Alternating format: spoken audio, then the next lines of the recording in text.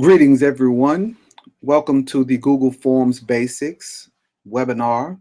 My name is Wiley Brazier V. I am a certified Google certified trainer here in East Baton Rouge Parish School System, where I also serve as the principal on assignment for technology integration for our district. Essentially, this year we are doing a big technology integration initiative where we are rolling out large amounts of Chromebooks throughout the district. And so I, along with others, are working toward supporting that implementation throughout this school year. And today, this session is all about Google Forms basics. Quick little session overview is that this is an introductory session. We're going to go over why you need to use Google Forms or why you should use Google Forms. We're going to go over the navigation and the question types. We're also going to, at the end of this presentation or this webinar, you're going to receive some resources and get some ideas to use. So essentially, there are really not very many prerequisites in order to participate proficiently with this webinar. You only need either a personal Gmail account or a Google Apps for Education account. Some of the benefits of utilizing Google Forms is that, for one, you'll get immediate feedback to help guide next steps in whatever process or instruction that is taking place. You'll get easy data analysis. You'll get some great support for formative assessments. And if you click on that link, this presentation is available at mypd247.com, and if you click on that particular link, it will take you to an article from ASCD that tells you all about supporting formative assessments. It'll also help you to prepare students for online testing. In many states are going through a transition of different types of standardized testing, and regardless to whether here in Louisiana or in another state what the exact form of the test looks like, one thing that we do know is that the trend of testing is going from paper-based to more of an online testing modality. Another benefit of utilizing Google Forms is that it allows for easy collaboration, and we'll go through some of those examples shortly. It also is very easy to edit for future use. So if I change a question in a form, I don't have to get a whole new link and send out a whole new link to everyone. It will automatically provide an update online for everyone utilizing that link. And I'm going to say this, that it works on any device. I have not come across a device yet that does not work well and seamlessly with Google Forms. There may be one out there, but I have done it on Chromebooks, Chrome OS systems, the iOS, Macs, even on mobile devices, Androids. I have not run across a device yet that has given me problems with trying to complete a Google form. And of course, it saves money on paper and ink, because if we're going paperless, then that's less money that our schools need to spend on paper and less money that we have to spend on ink in order to make those copies and print those documents. Now, just like there are benefits, there are always challenges as well. Some may run into access to technology and devices. Here in our district, as I said earlier, we're having a large implementation of Chromebooks, and so hopefully that will alleviate some of that concern. At the same time, we need to make sure that you have some good internet connectivity.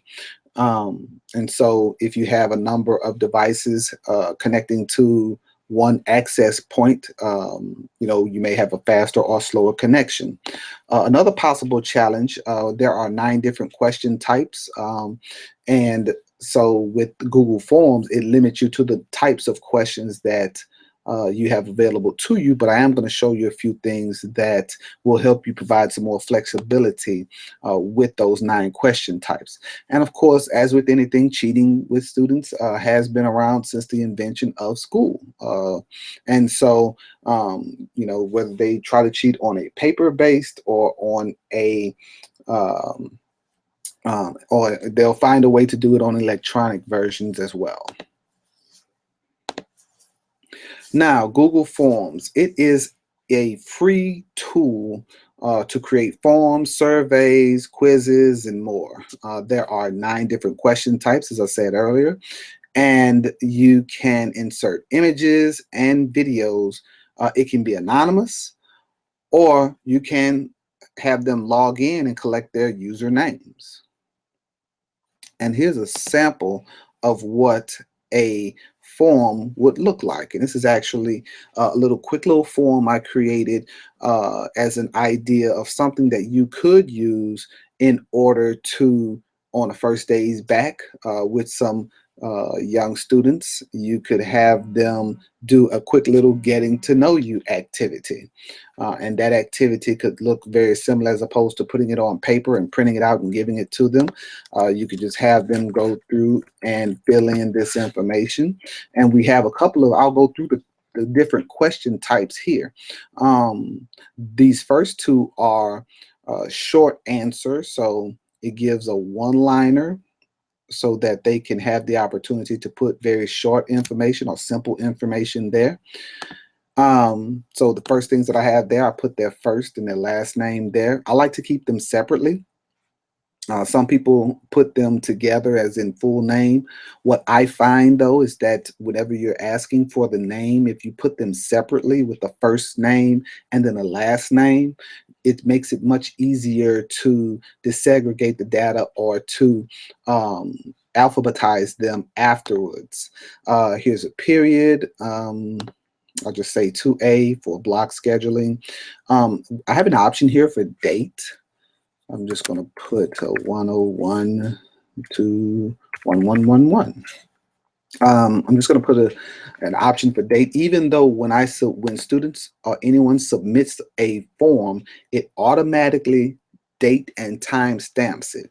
So this, we just went through one type, which is a simple, a short answer. This one is a drop-down menu. Okay, so you'll have a number of choices for someone to pick from, and they'll have the opportunity to select one of those answers. There's also a date. So if you want someone to put in a date, they can do that there. And there's also an option for time. I'm just going to put 12. Okay, I'm just going to say 12 p.m., even though it's not that time. The next question type is a multiple choice. So if I want to know what's their favorite animal, my name is Wiley and I've always liked alligators. There was an old cartoon on when I was younger, so I've always liked it. But they also have the option, if they don't like, if one of these is not their favorite animals, they can also type here. And because see that little asterisk or that star right there, that means that this is a required question. So before they can move on or submit this form, they must answer the question. So since they selected other, I then have to type in. It forces me to have to type something in before I can move forward. Okay. The next type of answer here is a long paragraph answer. It gives opportunity here where they can tell me about your summer in 2 paragraphs. And so as I type here, you'll begin to see that it will go on and on and on and on. Okay. Whereas with the previous one is just for one short line of information. What is your favorite sport? So this type of question is what we call a checkbox question. And so I like basketball, football, soccer, tennis, lacrosse, and there's also an other there. And so I can also type in swimming. Okay. Here's another drop down. Okay, of the following colors, which do you like most? Now, there's also the opportunity. We said that there were 9 question types. Now, this is where you can give some flexibility with those different question types, because on a regular paper-based test, if you were giving out a Scantron and things of that nature, on a Scantron, you would not be able to put a picture and things of that nature. And so here you'll see that I've inserted a picture to correlate with this next question. Rate your summer on a scale of 1 to 5. And I just put a picture there just so I can break up the monotony of just having strictly words or characters on the screen. Okay, so I'm going to say that. And this one is a linear graph. This type of question is a linear graph. So it allows the student to express, or you can use this for surveys and things of that nature to get feedback from your audience. And then also the next question is what we call a multiple grid type. And so with this multiple grid, they can then select from multiple lines, okay, how they feel about a certain item. If you'll also notice right here, I actually added in a specific video. And so I could actually use this as an anticipatory set or a bell ringer, or some of us call it a warm up. So when students come into the classroom, I can have a question with a video here, or a video with a set of questions that they can watch the video at their seat, at their own pace, and then answer the questions, while at the beginning of class I take care of the administrative things that I need to do, like take care of roll and things of that nature. Okay, and I can actually play that video right here, or the student can play it right here in the screen. They can also make it full screen as well. Okay. All right. And then I'm just going to submit that form. Okay. Now, this is the submission screen, and you can actually customize this information as well. And we're going to dive into that in just a moment. Okay. Thanks for being on time. Now that you have finished your bell ringer, please begin page 48 in your book. So you can even give the students next steps and directions what to do next while they are waiting for others to finish that particular assignment. Okay. Now in this particular, the way I have this screen customized, this one is more so for you because you'll have access to it, so you'll also get to see previous responses, but you can have that setting not to be there. Okay, but let's dive in and look at some more of those. Okay, so that was a sample form. So Google Forms is a part of the Google Apps suite. Okay, so if you're not familiar with it, I'll run through it real quickly. Google Docs, which is just like Microsoft Word. Google Slides, which is just like PowerPoint. Google Sheets, which is just like Microsoft Excel. And then Google Forms, which we're doing today, is for quizzes, surveys, etc. And then Google Drawings, which is for images, diagrams, graphic organizers, etc. All right, so let's go back into that sample session form. Let's go back to it. Okay, now this is where we are. So this is what we call the live screen. Okay, the live screen, and all of this information, all of the resources are available to you on the website at the bottom. If you just click, if you go to the next slide, and you can click, and I have a bunch of different resources for you here. Okay, a bunch of different resources for you. All right, so this is the live screen, and you'll know that this is the live screen because students won't be able to have this little pin here, but I have this pin because now I'm going in and I'm going to edit this form. Okay, I'm going to go in and edit this form. Now we are in edit mode. You'll know that you're in edit mode because it'll give in the upper left-hand corner, it will give the name of the form. It will also give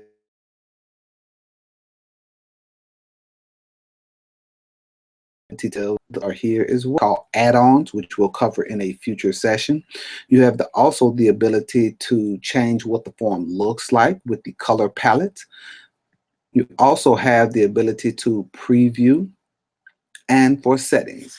So let's start fresh with a brand new form. Okay, so I'm going to open up a new screen. Now, the way you can get to Google Forms is, of course, you can go to you can go to forms.google.com. Or if you have your bookmarks bar here, you can click on the app launcher here.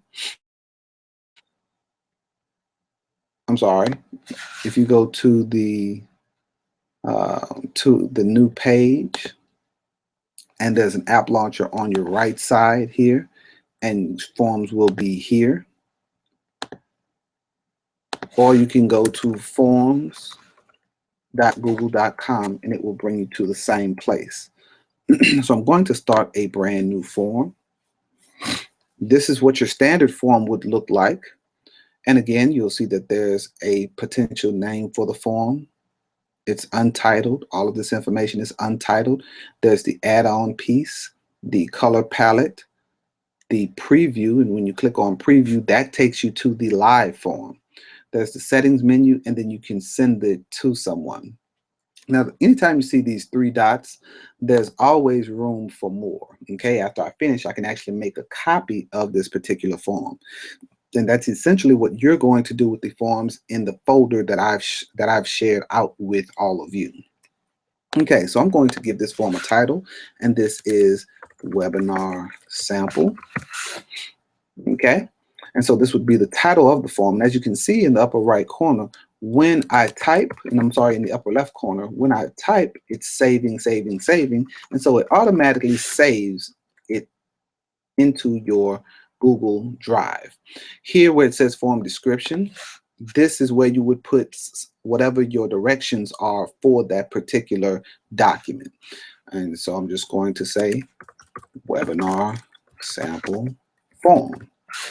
So again, in the upper left-hand corner, this is the title of the form. So right now, the form is still untitled, but I've given it a name here. If I click on this particular link, the name of the document will then become the name of the form. And so I can go in, I can add more to it. Okay, and just click off of it, and that will be the name of the form. I can also just, if I want to change that name, I can click up there and change it again. Okay, and so here I'm just going to say that this is a multiple choice. Okay, this is a multiple choice question, and that's well, let's give you a live example. 1 + 1 equals 3, 6. I can add another option here. Okay, 2. If I hit the enter button, I can go down, or I can click, or I can add, let them add other, but I just want it to be a regular multiple choice question. Okay, now here down at the bottom is where I can trash the question, I can copy the question, I can even add more information here as well. But I want to turn on the required. See right here where there's a little slider, I'm going to slide it to the right so that it's lit, and it will now make it required. A moment ago when we were in the live version of the form, there was a little asterisk, and what this required button means is that's what makes that asterisk appear on the final form. So that way they must answer the question before they can submit it. Okay, so that's our first question type. If I want to add another question, I can simply click on the add button. Okay, and it will bring a new question type for me. If I want to select a different question type, I'll hit on the drop down menu, and I can select a lot of different answers here, or a lot of different question types here. Okay, so on this particular form, I actually need to make sure that I take a moment to get their name. Okay, so I'm going to put first name, Okay, and this is where that is. I'm going to make sure that I make it a required question. Okay, but I also need to get their last name. Now, rather than me hitting a new question type or adding a question over here, because I have this set already, I'm going to just duplicate it. And when I duplicate the question, it actually keeps everything there. It's already marked required, and it actually keeps some of that same information. So I just have to type in last.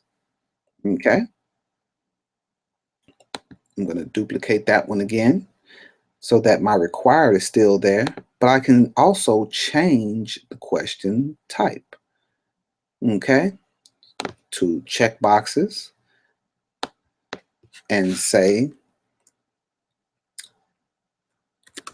what is your favorite food? Okay, and I can say spaghetti.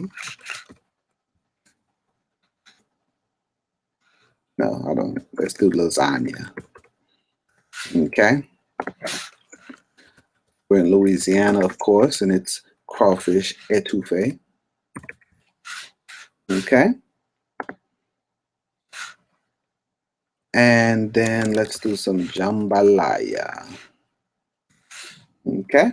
And I can also give them the opportunity to add an other. Okay. Now, when we look at this particular more, if I want to give them a little bit more information regarding the question and what I'm asking them, I can add the description here. And I can say, select all that apply. Okay. And now it'll give them a little help text there. Okay. Now, I did want to mention something for you. Now, I talked about cheating a little bit. And so with this particular question, with your multiple choice questions especially, if we look down here in the more section, there is an option to shuffle the option order.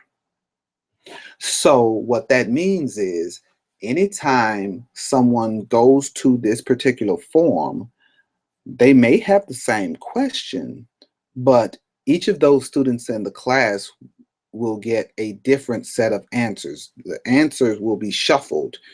Okay, so 2 may be at the first choice as opposed to the third choice like it is now. Okay, and so I can select that, and then every time someone goes to the form, it randomizes where the answers go. It'll keep the same answers, and they'll always have the correct answer there available to them, but it will just shuffle what order they are in. Okay. All right, my next question type, I'm going to add a question, and I'm going to just select a drop-down menu. As a matter of fact, I'm going to get rid of that question because it will be easier for me to duplicate it. And rather than making it a checkbox, I'll just change it to a drop-down. So it's essentially the same question, but now rather than selecting all that apply, I'll have to tell them select only one. Okay.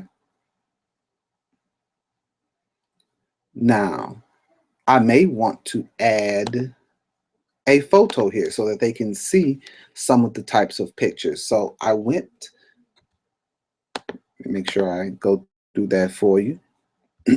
So I clicked right here. You see where they're on the right side? This is your little toolbar for a few more options. Okay, you can add a new title, or you can have different sections. Okay, you can have different sections of your form.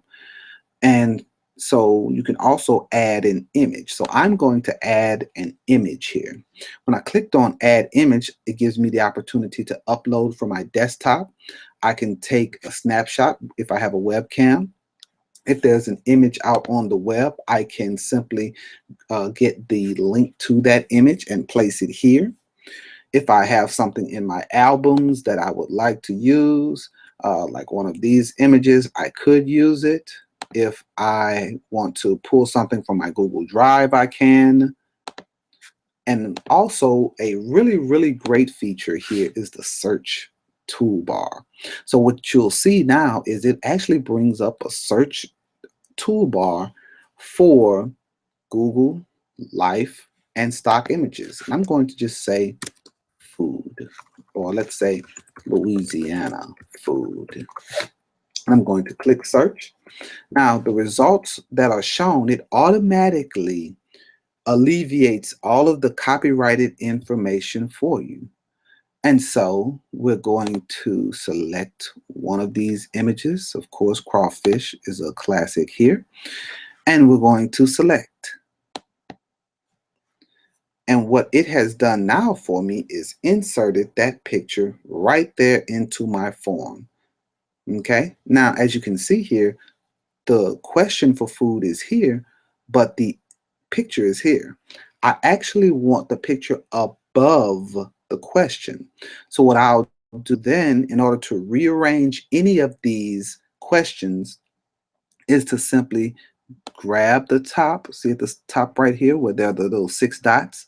When I hover over it, it actually changes to a crossbar. And once it changes to that, I can then click and select it and just drag it up above where I need it to be. So now the picture is before the food. Okay? All right. The next thing that I'm going to do here, let's say I want to add a video. Okay? So this time, rather than me going to add image, scroll down to the bottom, rather than me going to add image, I'm going to add a video. Now this time, rather than it searching just Google, it's actually going to search YouTube. It's going to search YouTube for me. And I'm going to, again, just, let's search for something with science. Let's search dissection.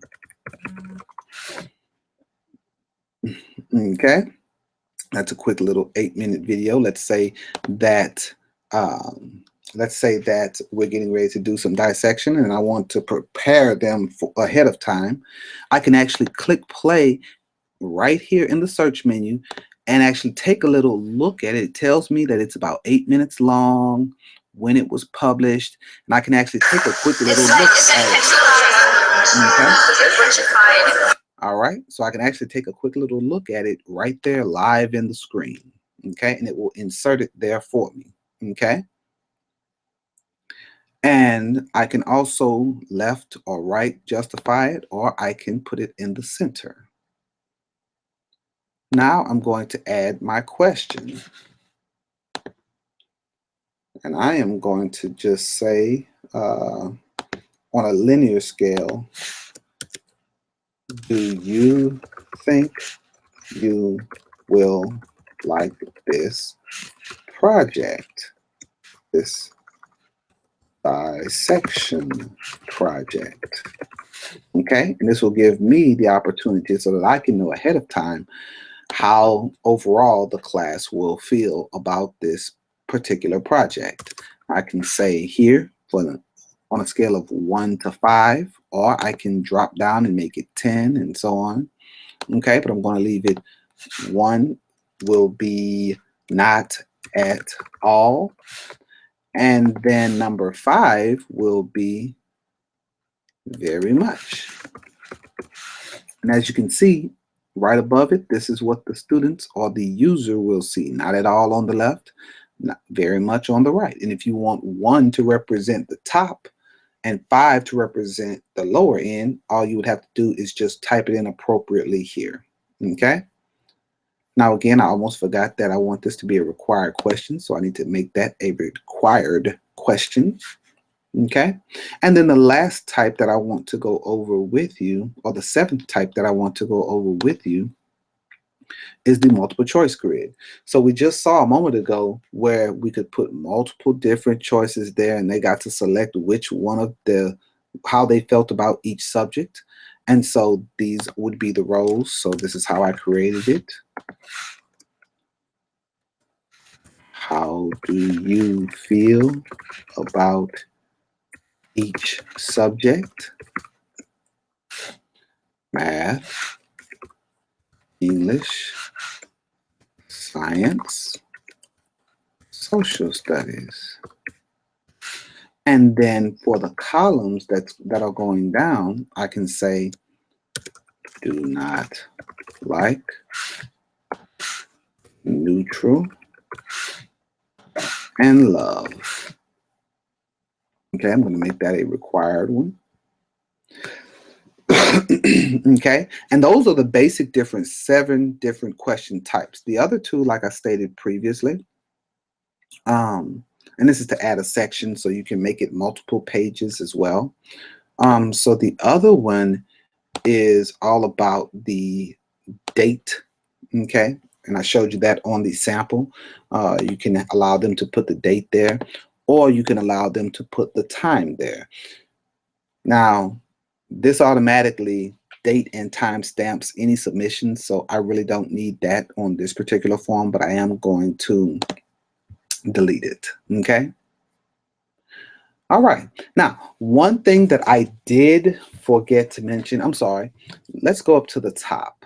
Now, when we look at customizing this form, you see how it's just purple? Let's say I want it to be something nicer, okay? I go up to the color palette, and I can change it to a different color. Let's say orange, or maybe a nice green, or I can select a picture. Now, there are some stock images here that are appropriate for work and school, okay, and they're all thematic. So whatever type of theme you have, there's something to go along with it. You might want to do some RSVPs for a wedding reception. Or I can upload photos, or I can pull some from my photos. So I'm just going to pull this one for Google Form Basics. Once I select the photo that I like, I then have to adjust it to fit the screen of what I want to show. And so when I select it, it's going to then pop up here. And as you can see, it actually changed the colors down here, because what Google is trying to do, the form is trying to make sure that it is aesthetically pleasing to the user. Okay? Here under settings is then where you will set who can respond to this particular form. And currently, I have it just so that anyone in my organization can, but I can also set it to anyone. And this is where I want it to be, so that anyone can have the ability to respond, because you may send it out to people and they may get a restricted access page that comes up. Well, you have to make sure that you have it so that anyone can respond. This is more prevalent when you're a part of an organization like a Google Apps for Education account, and you have to make sure that others outside of the organization can also access that particular one. Okay, you can, and if you do this to where it's anyone, that means that they don't have to sign in order to fill out this particular survey or form, but you can make them log in so that they can only submit once. Okay, so if they are already in your organization, then they're signed in, it's going to automatically collect that information for you. But if you want to make sure that they have to sign in, so that you don't have to put a first name, last name on the form, you can make them submit to sign in. Okay. A moment ago, I showed you how I customized that submission page. This is where we would do that. Okay, normally the default response is your response has been recorded, but I just changed it and I put in thank you. Have a great day. Okay. I can also allow it for them to be able to submit another response, or them to go back and be able to edit their response. Like once they submit it, I can allow them to go back in this and edit it. but I usually don't do that. And then I can also allow them to see the summary of all of the responses or not. Okay. There's also the presentation options, and basically you can show a progress bar of how, if you have multiple sections of the particular form, it'll show them how far along they are within the form until it's complete and they are able to submit it. And then you can also, not only on the previous screen where I showed you how you can shuffle the answers, okay, every time someone goes to the form, this option gives you the ability to shuffle the question order it themselves. And so not only would they get the ability, or you have the ability to shuffle the answers, you also have the ability to shuffle the questions as well, okay, which is really good feature. And then that way it helps prevent cheating even more so, okay. I'm just going to click select there. And in order to view this live form, in order to preview it, to see what they'll see when you send it out, you'll click on preview. And this is what the user will see. Okay. That is what the user will see. All right. So as you can see, I have the name here. Okay. Now, I'm sorry, I should have put the name and the first and last name above that. So I'm going to show you something real quickly.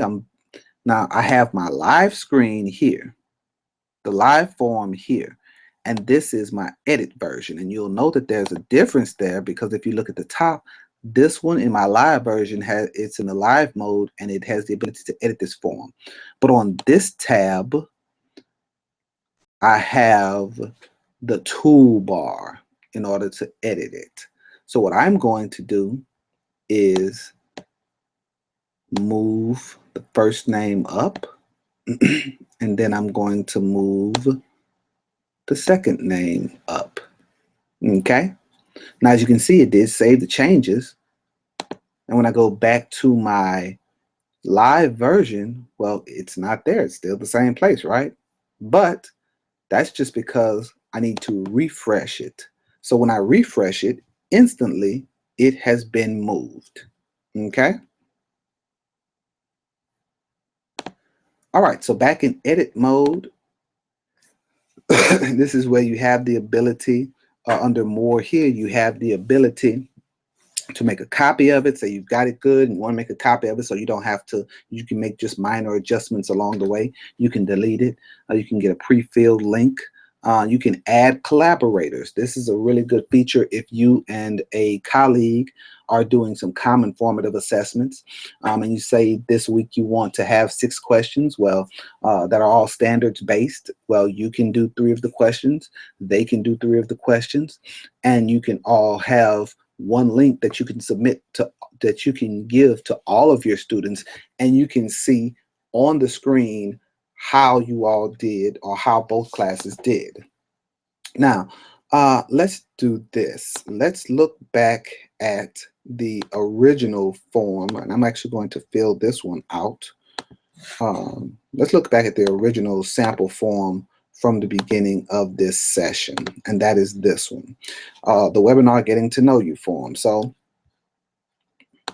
I've already made a couple of submissions here, okay? And so here are the questions. And in this new version, this is more of the what they call the quote unquote new version of forms. It's actually some months old now, but we still have some who are still using the old forms because, you know, that's what they're used to. And so we're going over the new forms for many of you who are just getting started with Google Forms. Okay, so here we have these responses right next to the questions. So immediately you can see a summary of the responses. So what students' names were, okay, because I put the periods, we also will see, okay, 100% of them were in this particular period. We put the date and time. 100% of them chose the alligator. If I hover over it, it actually gives me a few more. Tell me about your summer in 2 paragraphs. Well, in one submission, it's been great. And then this is the other that I made. we looked at how many had a favorite sport. And so we had a few different things here. Okay, and it gives both the summation in a bar graph so you can kind of see where everyone is. And if you apply this to questions for knowledge like math and social studies or on a common formative assessments that is standards based, information like this will be able to tell you where misconceptions are so you can go back and immediately as you begin the lesson be able to do some interventions and reteaching at that time as opposed to waiting until a until a summative assessment. And then you can rate it on a scale of 1 to 5 and so on and so forth. Okay. All right. So that's how you look at the responses. Now that is the summary of responses. You can also see individual.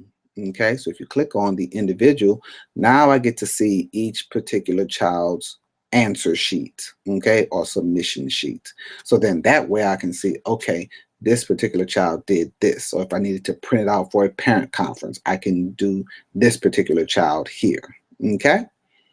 Now, some of you especially those of you who still use the old version of forms, some of you may want to dig a little bit deeper into the data. And so what we can do here is create a response sheet. Okay. So if I clicked on that particular, all I did was just clicked on this little spreadsheet icon, and now it created an actual spreadsheet for me. Now, this is similar to the old version of Google Forms because it would populate from the form to a particular spreadsheet. And if I were to do another submission, the form would still populate to this particular web sheet for me, okay, or spreadsheet for me, okay? And then that way I can utilize all of the data desegregation tools and everything that are here as well. And I can also still show summary of responses and things of that nature. It's just going to look a little bit different. Okay. All right. Okay. So I think that's everything for a basic session. As I stated, I do have a few more resources like a technology integration form, electronic sign-in, a weekly behavior tracking form, a present performance, like a progress report type of form. And that link is there. When you click on the folder, it will pop up like this for you. And what you'll need to do is just create a copy of each particular. You can open it in your drive, or you can make a copy of the folder because I don't want you to delete my particular folder, but you can make a copy of it. And it will go instantly into your Google Drive. I've also left a few other sample items for administrators, like a sample short walkthrough form, a long walkthrough form, and both of those are based on Compass, but also having a few additional things there, like whether you saw small grouping and things of that nature, classroom incident form, and a weekly effect form. And again, that's the link to the resources. This is my contact information. I am here in East Baton Rouge Parish School System. That is my email address. That's my phone number. You can feel free to give me a call, check out the website, or email me. Okay. And this is my additional